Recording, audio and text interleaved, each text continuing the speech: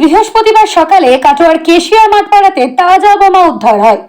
বোমাগুলি একটি নাইলনের ব্যাগে রাখা ছিল। পরিত্যক্ত বাড়ির দোতলায় 4টি বোমা রাখা ছিল। ঘটনায় একজনকে জিজ্ঞাসাবাদের জন্য আটক করা হয়েছে। পাশাপাশি বোম স্কোয়াডকে খবর দেওয়া হয়েছে।